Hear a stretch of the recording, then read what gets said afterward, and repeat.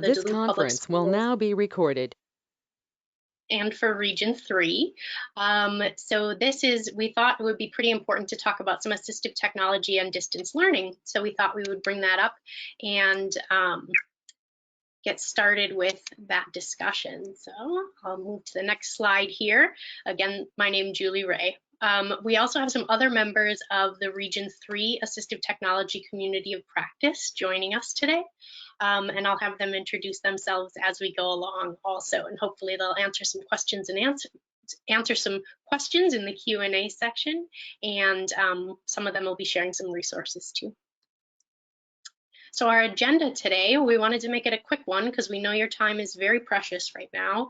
Things are moving quickly, and we know that your time is very important. So we appreciate you showing up today. We'll talk very quickly about the SET framework, and then I'll go through some tools and resources for reading and writing. They might be ones that you've seen before, but kind of keep in mind some students as you're listening to those. Then we'll take some time right in the middle to do a question and answer session. So if you have specific questions about tools or about students that you're working with, we'll take some time to answer those. Then I'm hoping we'll hear from Greg Sumner about some distance learning wins, and then Tina Olson will share some additional resources with us. All right, so in this time when you are learning so much, why should I learn more now? The question becomes. And we know you're here, so either you wanted to learn about what's out there or wanted help solving a problem that you might have going on. And my hope, my why, is that we can front load some learning, even one thing now, one tool now, and teaching it and using it with students, that may then increase their work or their ability to do work independently, which then in turn would maybe help reduce some of your work and in providing the support for them so that you could help increase that independence for those students. So we know that things look a little different right now than they usually do, so any support we can get is helpful. Anyone who talks about assistive technology has probably talked to you about the SET framework. That stands for Student, Environments, Tasks, and Tools. So we think about the student, their needs, and the environments in which they're doing things, the tasks that we want them to do, and then the tools that we can find to support them. Right now, the environments and the tasks have been completely turned on their heads, and we are looking at some very different environments to support student learning, and especially the tasks that we're asking them to do also. So just keep this in mind as we go through this. We'll talk about some tools, but keep some students in mind that might benefit from some of the tools that we're going to talk about. Let's talk real quickly about tools for reading. I'm going to fly through these, but know that I'll share out this slide deck so you can go back and look at any of the links that are in here too for more information. The first one I'll talk about is Bookshare. Many of you maybe have heard about this one. Bookshare is a tool for qualified students that gets digital reading materials to them, which then can be read aloud. It helps students to read published text like books. There are some links here for more information. The Training Resources Library has a ton of information in it about how to do just about anything in Bookshare. Each district or co-op has a contact person here in Region 3, and if you aren't sure who that person is, you can contact me. I've got the contact information at the end of the slide presentation, and I can get you in contact with that person.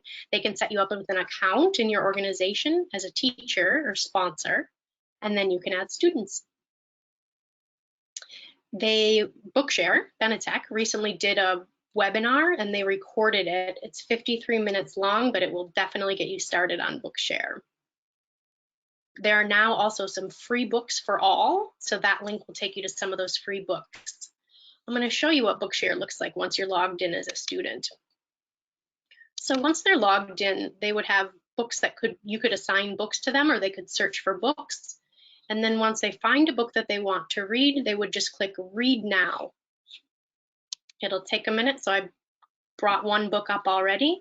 Once the text is on the page, you simply click this play button. The time traveler, for so it will be convenient to speak of him, was expounding a recondite matter to us.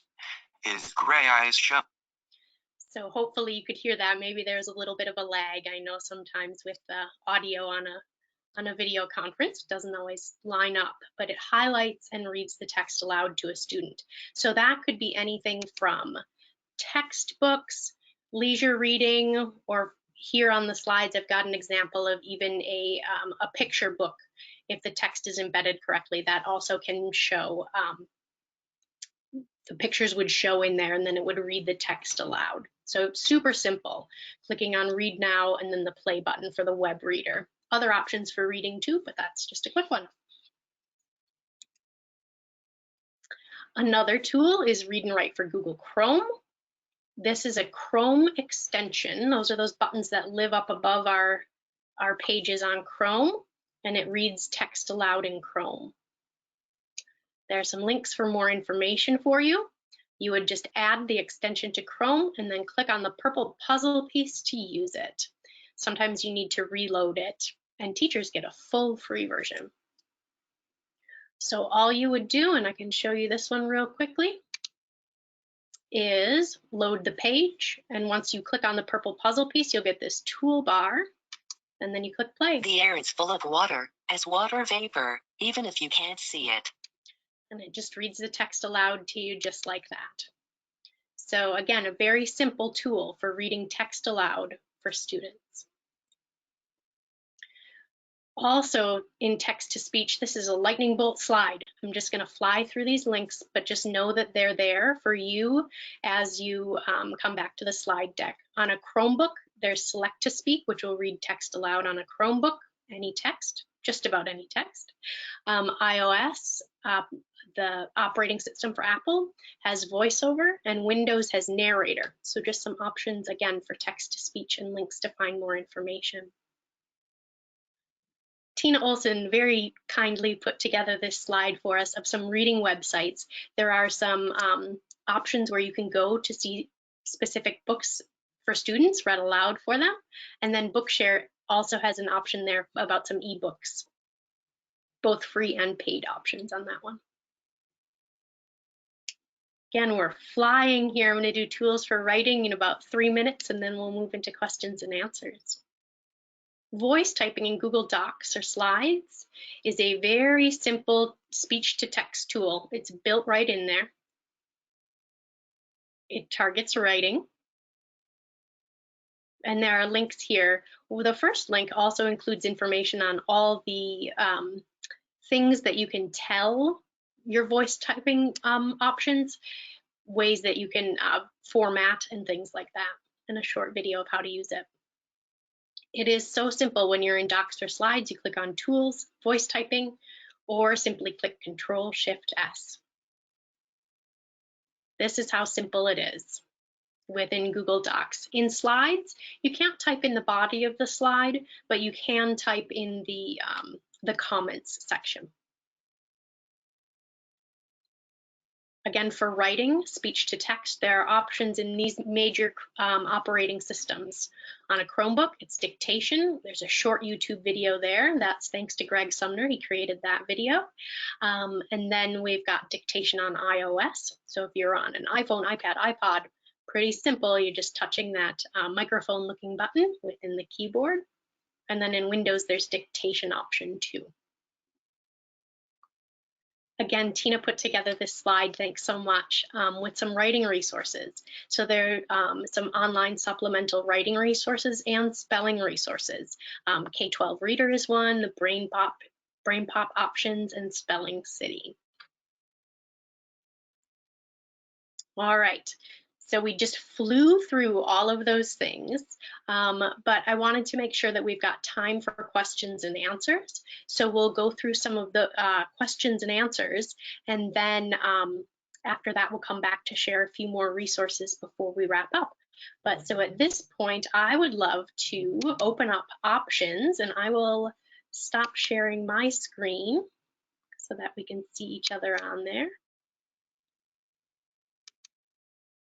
Okay, so now if you have a question about a particular student that you're working with, or if there are particular tasks that you're wondering how you might be able to support them, This would be a great time to either type a question into the chat window, and Shannon's monitoring that, and she'll be able to relay that to all of us.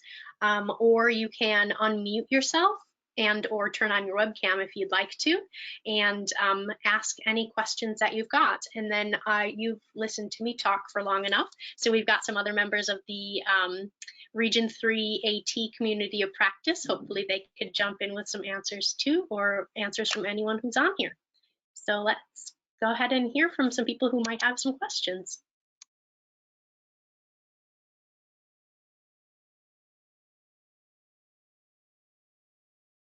Okay, a little bit of silence here. I do have one question that came through the chat. Will voice to text work in Google Forms?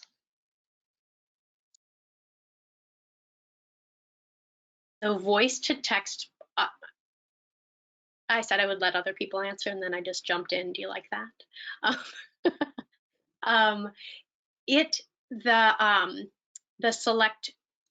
The Chromebook accessibility settings should work anywhere that you put your cursor. That should work in that option.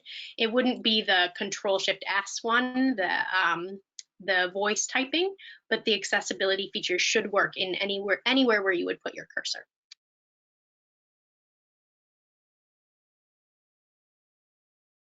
Great, thank you. I don't see any other questions chatted in. Anybody is welcome to type in a question or unmute themselves. I had a question. I'm really new to AT, and I've got a lot of kids in Ely, where I'm at, who we had just started to dive in and snoop around at options for programs and devices. And they still really want to continue to do that, but I'm really new to it all, and I want to be able to guide them in the right way. Do you have any resources off the top of your head or anything like that that I can use to give to them so that we can keep moving forward in our research and working together for that at all? I didn't know if this was the right platform for that at all, but I thought I would just join anyway and ask. Do you know what platforms are they using, or what kind of devices do they have at home? That's what they're working on right now. They're trying to decide if like a mini iPad or if a full-size iPad would be the best one, or if there's a different device that would be better than an iPad. And then the program that they were looking into, oh, now I'm having a hard time remembering it. It was like a SnapCore? Yes, SnapCore, that. Yeah, and that's what what I had suggested to them, because I went to a short training on it in Ely here, and it seemed really user friendly, and so I threw that out to them, and they've been researching it a lot too, but I just would like to be able to guide them a little bit more on it.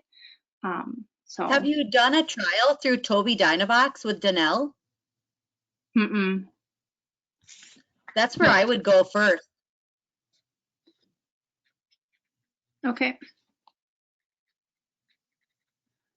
We've had really good success with the iPads and students using the Snap Plus Core, the full-size iPads. Full size, okay. And then they'll let you trial it for 6 weeks. Okay. Do you suggest that I play around with it and trial it, or do you think that that would be something I throw to the family to? I don't want to overwhelm them and like have them fail and then give up on it, because I really feel like this kiddo is somebody who could really take off with something like a communication device. So I don't want to let them flop.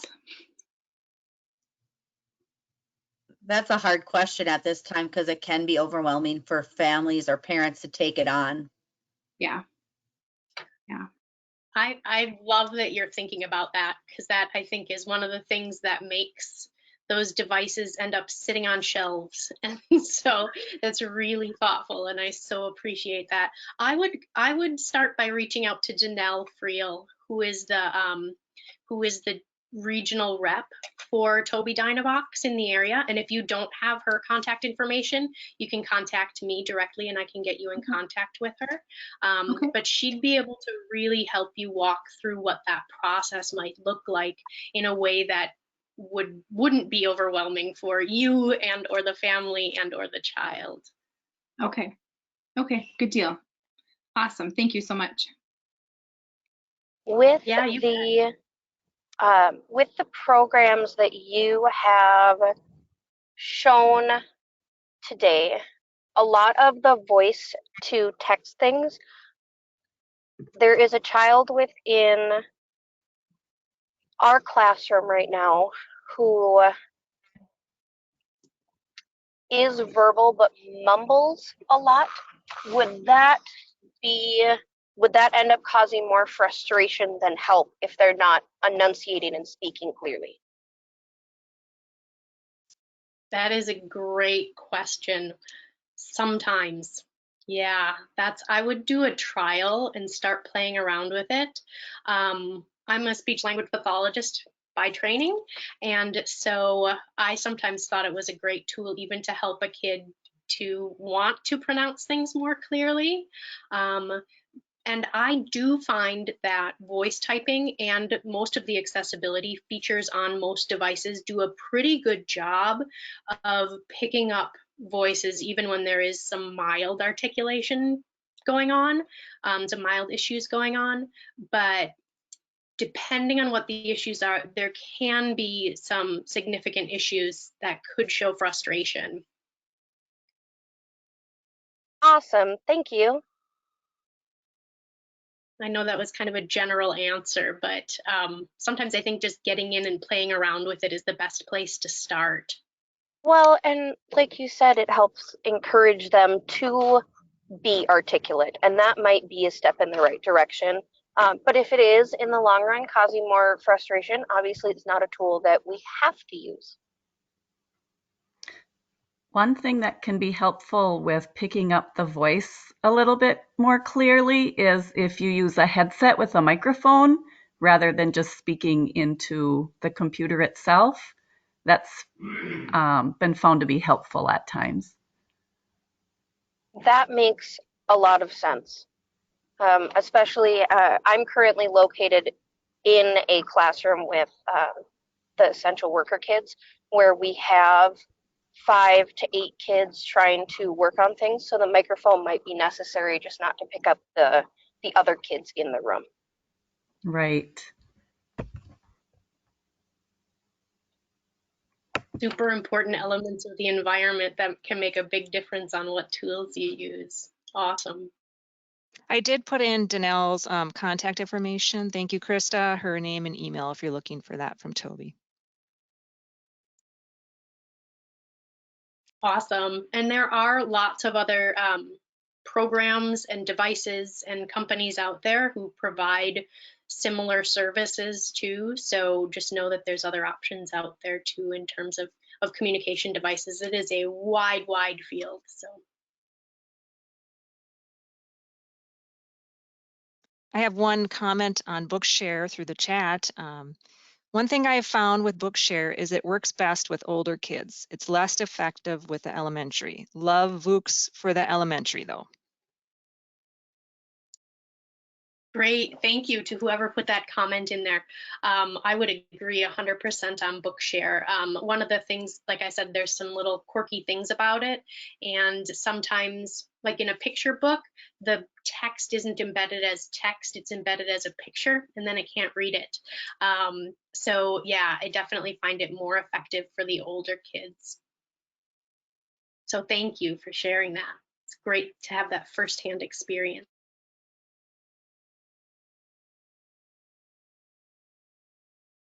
I don't see any other questions in the chat. Does anybody else want to ask a question?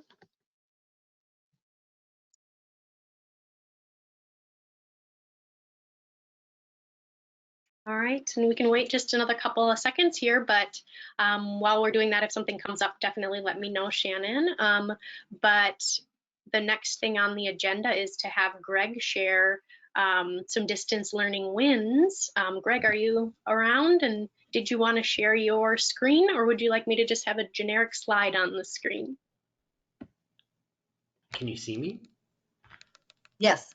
Can you hear me? Awesome. This is so fun. I had to switch computers to make this work, but I feel like you guys are all in the same room together. That's so cool. So yeah, I'm ready to go. I didn't know it was going to Awesome. work. Let's do it. So I'm going to screen share here. Oh, I think it's happening for me. Maybe. I don't know. It's so magic. I love it. All right. So let me know when you can see my document. Can you guys see that? Yes, we can see it. All right, so I'm going to fly through this here, setting my timer for 3 minutes, and I won't go over. So basically, you're going to run through some big sections here, talking about some distance learning wins here. We've got a few options, and we've got Melissa Buck. She's a deaf, hard of hearing teacher here. She works with middle school students that has hearing loss, and the task that she is working with right now is self-advocacy for kids with hearing loss, and then sharing lessons with them and scheduling time to meet or scheduling time that they should work on it, and also collecting data for progress monitoring. It's Julia, it's like you and I talked before this meeting to actually coordinate. But the tools she's using is actually Google Calendar, Google Forms, Google Sheets, self-guided sessions, which you could also call screencasts, and Google Slides. So she is kind of a high flyer when it comes to technology. And if you want to watch the detailed video, there's a great link right here, and Shannon will probably do her magic and put it in the presentation here later, but you can watch that, and really it's worth looking at. And the quote from her is, "So far so good, a bit of a shift, I like it." So that was kind of her most recent quote. Here's our second story, Stacia Spees, her distance learning win, I should say, speech therapist at Moose Lake Elementary. She's working with a first grader that's nonverbal. The task is how to communicate with augmented communication device and speech sounds. We're going to talk about 2 tasks actually. And the tools are AugCom, Zoom, screen sharing, Google Docs and slides, websites, teletherapy, boom cards. So yeah, teletherapy is not a tool. I just wanted to put that in there. So basically, she's able to share her screen, if you see this right here, and help a student with a device at home. And her boom cards, she's working on speech sounds, and she's able to do that through screen sharing. So if you notice, this is kind of, the screen sharing has been a big feature for her that she likes. The quote is, "I really like the option of sharing my screen with students." All right, so then the next category for these distance learning wins, we're going to talk about tangled in tech wins. Some of the biggest things that we've been finding, ways to get untangled from technology, is muting oneself. I've noticed everybody's really good about muting oneself, and here's some shortcuts, keyboard shortcuts that are helpful to help you unmute and mute yourself. Zoom is Alt A, and Google Meet is Control D. And nonverbals are on the rise. People are using thumbs up more often to keep from talking over others or having to unmute their screen. And my favorite, the grid view for Google Meet. If you're using Google Meet, this is a must-have. The Google Search Meet Grid View extension, and then you can install it. You have to shut down your browser to make it work, but it is worth it. Then you can get the screen to look like it does on Zoom or on this GoToMeeting. All right, and then ergonomic wins here. We've got, for those aches and pains of sitting around so much, we've got the desk setup, DIY, cardboard boxes. Look at that. Doesn't take much to make a standing desk. And we've got some exercise trends going on. Trending right now is a high energy one, a 4-minute Tabata workout. Click here for the link or do a search for Tabata bottom. Oh, all right, so we're gonna wrap it up here. Next show, hopefully we're gonna start doing these weekly or so often, but to access this document, you could type that in. But on some future shows, we're gonna have a physical therapist from the co-op give another exercise break. A little more not so heart thumping, and then Northern Lights Academy has an exciting revelation on distance learning fidgets. If you want to send me some distance learning wins, that's the address right there. So I'm over 3 minutes. How's that? Is that what you're hoping for? Great, nice job. That was awesome. Thanks, Greg. And the boom cards, just to let everyone know, are free to teachers right now, so you can access those for free.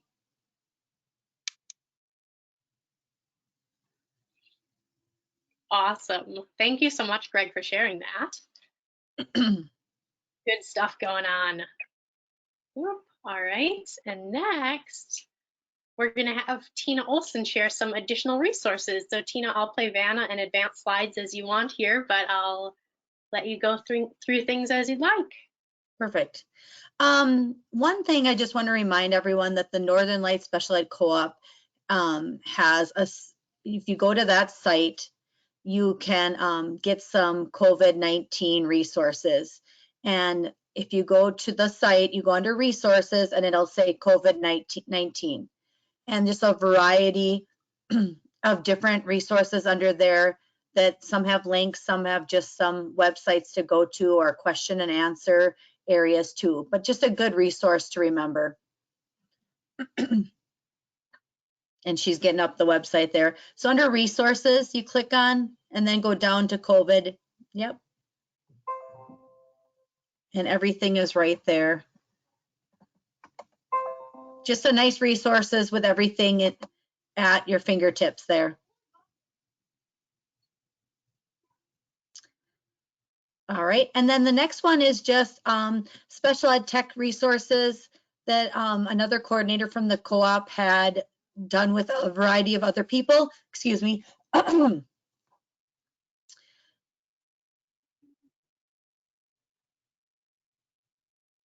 And there it just gives a list of what it is and then the resources and then if people liked it and what age group to use it for. So you can just go to that page and click onto the web address and find out what you would like to use or learn about. It's just nice because there's some areas that will tell you if it's good for elementary age kids or if it's good for math, reading, technology. So just a nice little one sheet resource for you. And I think that's it. Great. Wonderful, thank you. And Tina also, like I said, put together those resource lists through the section that I was talking about too. So thanks, Tina. One tiny other thing I wanted to share is that Infinitec also has a ton of trainings. They have some upcoming interesting events too about different tools that are helpful. So just know that you can also get a free account through My Infinitec. Their online classroom has tons of different videos and resources that you can access there. I would like to encourage each and every one of you in this time of overwhelm to think about just one thing. So we flew through a ton of different resources today, and think of just one thing. Take 5 seconds right now and either jot something down on a Post-it note, tuck it in your mind, one thing that you think might be helpful even for just one student, or one thing that you intend to take forward maybe in just your own learning too, just to make this feel more manageable in a time when something new is coming every other minute. So think of it as just one thing. And I would just love to thank all of you for attending and for all the work that you're doing. We know that things are a little different in these times and that you're in a big adjustment phase. So thank you for taking a half hour of your time to join us. Shannon did record this session, and I can be sure to email that to all of you who had registered. And if you have any questions, you can feel free to contact me. That's my email address there. But I'll also hang around for a couple of minutes to see if anyone has any other questions too. So again, thank you so much for attending. Thank you, Julie Ray. That was awesome. I am going to stop the recording.